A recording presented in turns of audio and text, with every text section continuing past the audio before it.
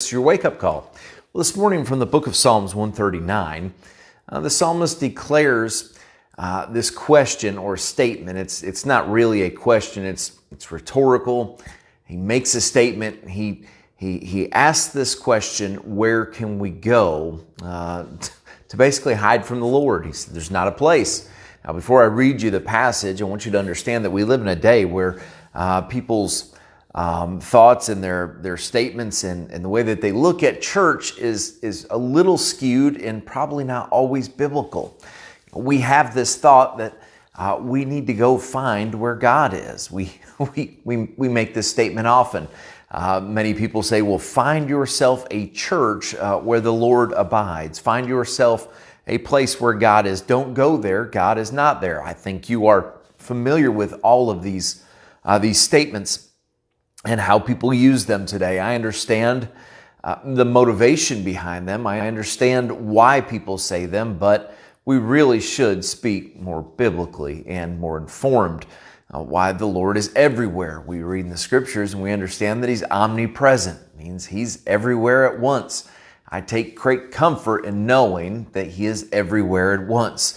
He is not tied up and busy attending to somebody else, but rather everywhere, seeing all things all the time. And my goodness, what a great comfort that we can find in that. The psalmist in 139, he declares this. He says, "Now, whither shall I go from thy spirit, and where shall I flee from thy presence? If I ascend up into heaven, thou art there. If I make my bed in hell, behold, thou art there.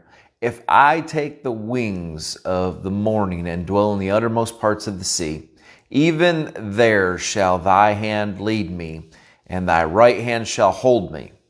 If I say, surely darkness shall cover me, even the night shall be light about me." And so he basically said, there's absolutely nowhere I can go. There's no shadow that I can stand in. There's no depth that I can plunge myself into or height that I could ascend to that you wouldn't be there. Now, should we try to plunge ourselves into situations to see if God's Spirit will carry us through?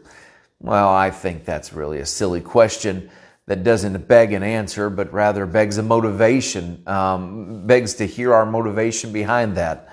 Many people want to use grace as a license to do what they want to do, or a license to sin, or a license just to say, I don't care. And that is never the purpose of grace. While it was His love that drew us to Him, it's His love for us and His care and keeping on a daily basis. It should motivate us to walk with Him. But the psalmist was making a very clear declaration here. You're never going to spend a day. You're never going to spend an hour. You're never going to go to a place that the Lord is not there. You know, as we travel through this life, oftentimes it feels like God's not with us. It feels like He's abandoned us. It feels like as if whatever storm or trial or desert place is going to overtake us. But we're reminded from the scriptures this morning that He is there.